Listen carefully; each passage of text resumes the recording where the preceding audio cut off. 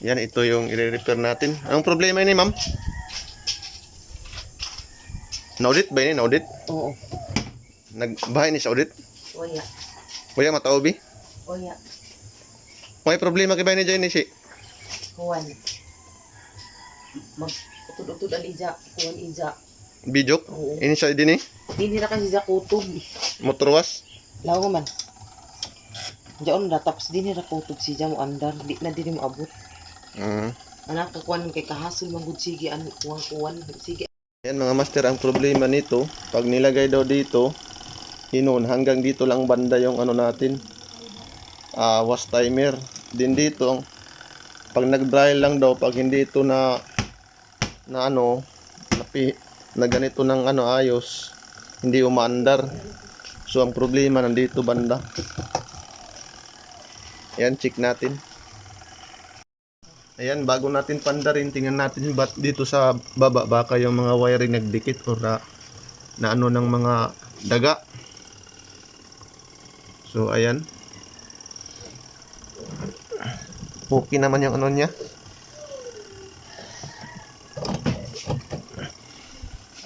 Ayan. Check na natin, pandarin natin. Ayan, marami pala tong problema. Sabi ng ating customer, yung tubig daw, pag binaba, tumatagas kahit hindi pa nakadrain. So ang problema dito rin natin titingnan. Ayan.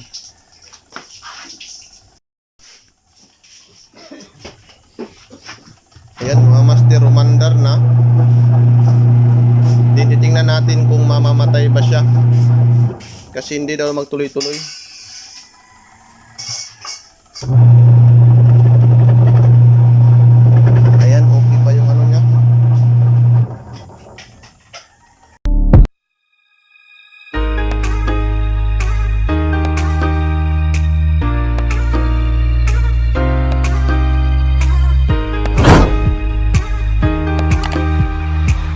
Sa dryer, ayan, naka-on na. Din naka number 2 lang, namamatay agad. Kailangan mo dito higpitan. Ayan o, namamatay siya. Balik natin. Ayan, umiikot siya. Kailangan dito higpitan. Ayun, mawawala. Din dito naman sa wash motor, ayan o, hanggang 40 lang. Nawawala na yung ano niya, ikot. Ayan, posible ito yung palitan natin, yung wash timer.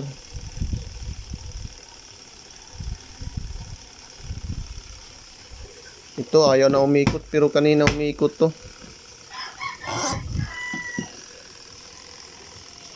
Yan o, hindi na umikot. Ayan, check na. Kain natin itong para sa tubig, buksan natin. Kasi may problema lang daw din to. Ayan, paano ba ito magbukas? Ganyan lang. Una. Ayan, kung makikita natin, no, ang dami ng dumi sa loob. Kaya yung tubig lumalabas kasi may leak na siya. Ayan. Linisan lang natin to.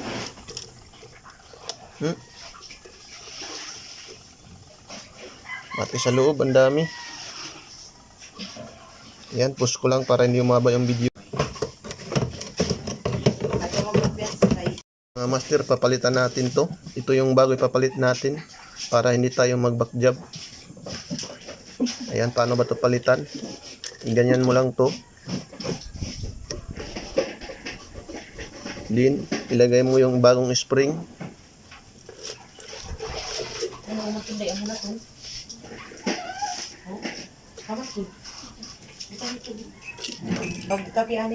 Yan.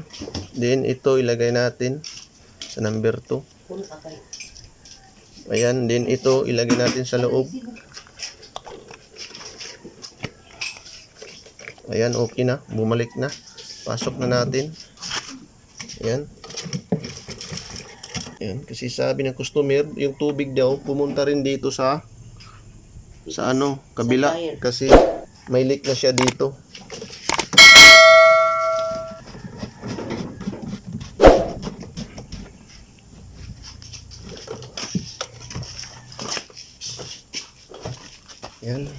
I-adjust natin kasi ayaw umangat. Dito natin sa dulo.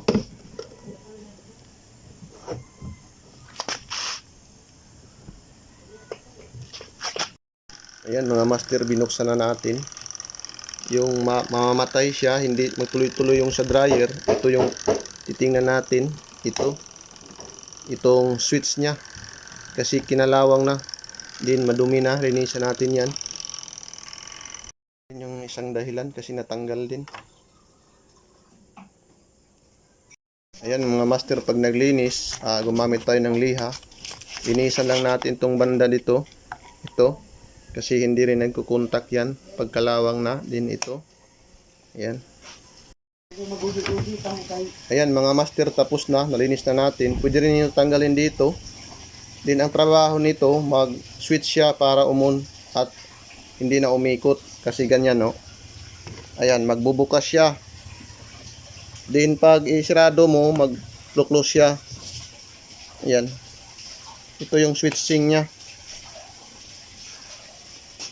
Ayan, dito naman tayo sa timer. Papalitan natin to. Yung papalitan ng timer, tatlo lang to. Ayan. Yung blue at ka sa red para sa capacitor. Yung white, yan yung common. Ayan, palitan natin. Ayan mga master, tapos na natin na ilagay. Basta itong common, yung brown, papunta to sa common sa baba, sa AC plug, AC cord. Din ito, para sa capacitor yung dalawa. Magkaiba yung kulay, pero pagdating dito, ito talaga yung para sa capacitor. Kung baybayin mo, papunta sa baba. Ayan, try na natin to kung mamamatay pa ba or hindi na, pati yung para sa dryer. Ayan mga master, tinisting na natin. Titingnan natin kung mamamatay pa ba or hindi na. Kung magtuloy-tuloy na ba.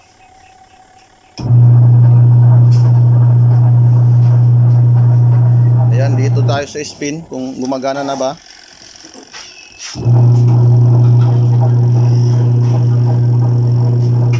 Ayan mga master, hindi pa rin gumagana.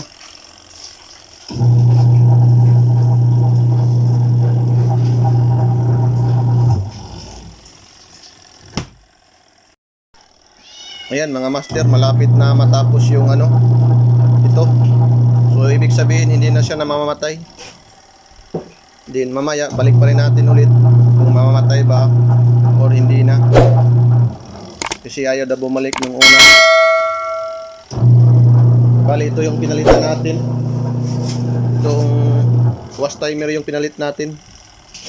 Ayan. Ayan, kung makikita natin master, namamatay na siya. So, balik natin ulit.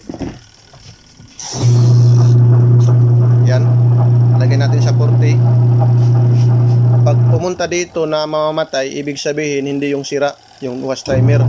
Pag tuloy-tuloy siya papunta rito, ibig sabihin yung problema talaga ito. Din pagkatapos natin dito yung dryer naman. Ayan, makikita mo master, hindi na siya nag-o-off. Tuloy-tuloy na siya kasi nung una sabi ng customer dito mamamatay. Okay na siya. Nawa, yan na mapatay. Ayan. Ito naman i-repair natin yung sa dryer. Ayan mga master, kasi nawala yung spring. Saan ba yung spring? Ayan mga master, kanina hindi umaandar kahit na tinilisan natin to. Wala pa rin, ayan o, malinis na. Nilihaan ko na. Dahil nasira na yung spring, hindi siya nagkukontak. Kahit ina-align ko na, hindi siya nagkukontak. So ang ginawa natin, nag-bypass na lang tayo. Bali itong wire na to dinugtong natin. Din ito wala na. Bali ano lang to, para to sa pagbukas ng itong dryer, mamamatay siya. Din open close lang to siya. So binaypas na lang natin para gumana yung dryer. Din mamaya i-testing na natin. Dito rin yung control niya, pag hindi to yung spin timer, hindi rin to aandar. Yan, i-testing na natin. Ayan master, nag-adjust din tayo sa drain valve kasi hindi na siya makahatak, maluwang na. Ayan. Yan, ito yung diskarte ko para mas lalong tumaas yung itong para sa cable. papunta doon sa dryer. Ito, ilaw-dilaw. Ayan, iuna na natin kung magda-dryer na ba siya. Ayan mga master, umikot na oh. Yan. Makapaglaban na si ma'am at kasama makapag-dryer na ng ano. Tamang-tama ngayon kasi maulan. Madaling matuyo to. Ayan mga master, lagyan natin ng tubig kung lumalabas pa ba yung tubig. Kasi kusang nag-drain, sabi ng customer. Ayan, bago tayo alis, paganahin na natin lahat. Ayan, ilagyan na ko na ng tubig. Hindi na siya nag-drain. Ayan, hindi na siya lumalabas. Kasi yun yung ano sabi ng customer din. Ayan, bali ang sira nito, timer, pat dito sa drain valve, din yung dryer. So ngayon, okay na to lahat. Ayan, i-drain natin. Ayan, ayan, lumabas na yung tubig. Kasi naka-drain na dito. Ayan, i-off natin.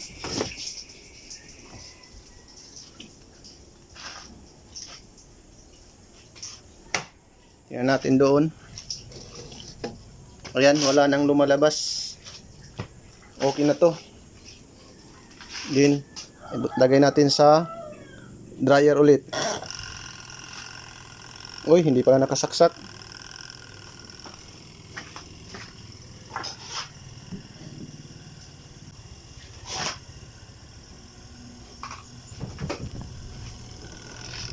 Ayan mga master, okay na oh. Din ito, okay na rin to.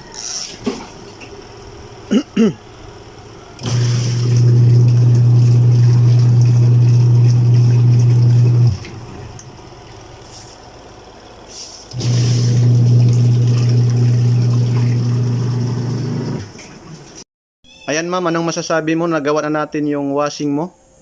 Salamat. Dahil na-repair mo na yung washing ko, hindi na ako mahihirapan.